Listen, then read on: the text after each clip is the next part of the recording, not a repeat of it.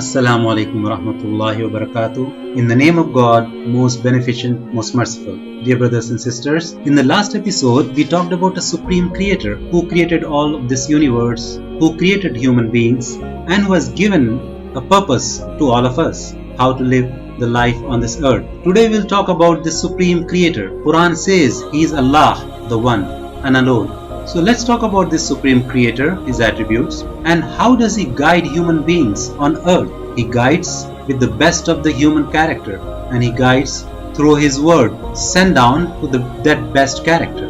Different religions from time immemorial have believed in some form of a creator or a supreme being as God who is beyond this material world. He could be unseen. While exploring God, the humans developed a tendency to worship anything which gave them any benefit, like the sun, moon, fire, etc. But how do we recognize a true God? Does anything or anyone become a God just because we believe it so? Just because it has some power? For example, if I call someone or something Mother Earth or Mother Land, does that become my biological mother who gave me birth? Not at all. A true mother is the one whose womb nourished me for 9 months and became a reason for me to come out to this world, lead the life and die.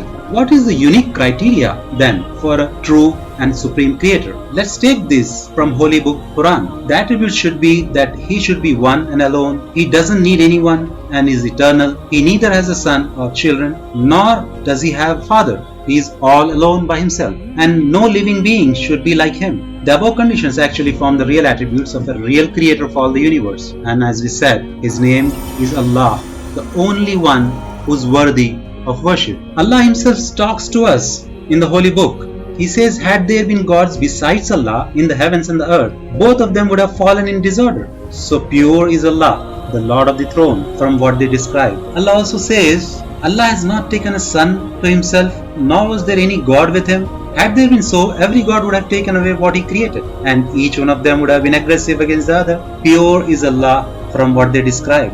Now these conditions tell us that he is really unique. Now what is worship to Allah? What does Allah says about the worship? Allah says to the human beings, I did not create the jinns and the human beings except for the purpose that they should worship me.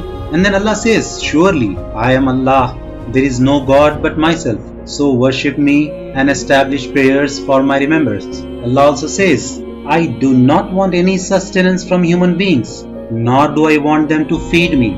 O humankind, you are those that need Allah with much need, while Allah doesn't need you. He is self-sufficient and is praiseworthy. So these are the things which form the crux of worshipping the divine, unseen God, thus settling our minds who is and should be our real creator, cherisher, sustainer, and hence the only one worthy of worship. What is this worship which Allah wants? Allah says this worship is for our benefit. For example, if we consider a physician who asks a patient to open his mouth in order to administer medicine, this physician would love for the patient to obey his request, not for his own personal benefit, but because obeying will result in benefit for the patient. Consider a wealthy person who asks a beggar to extend his hand and loves that he complies so that he may hand him money.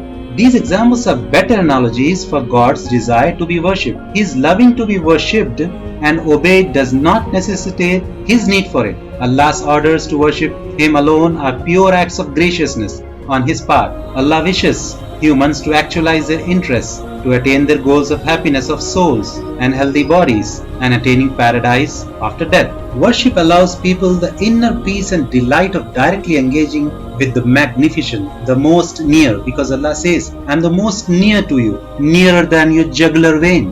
The devotional engagement gives the spirit proximity to him and a serenity and fulfillment that nothing can provide. Allah Most High says, whoever turns away from my remembrance, indeed he will have a suffocating life. So just as oxygen is necessary for the body to breathe, the loving God and remembering him is necessary for the spirit to breathe. Remember, the spirit is living in our body. As long as the spirit lives, we are on the earth as a living person. When Allah calls us back, He takes the spirit back. So the spirit is what is being nourished primarily by worshipping this one supreme creator along with the help. So in this episode, we talked about Allah's commandment for the human beings to worship Him alone. In the next episode, we will talk in detail why to worship Allah and what are its amazing benefits. Assalamu alaikum.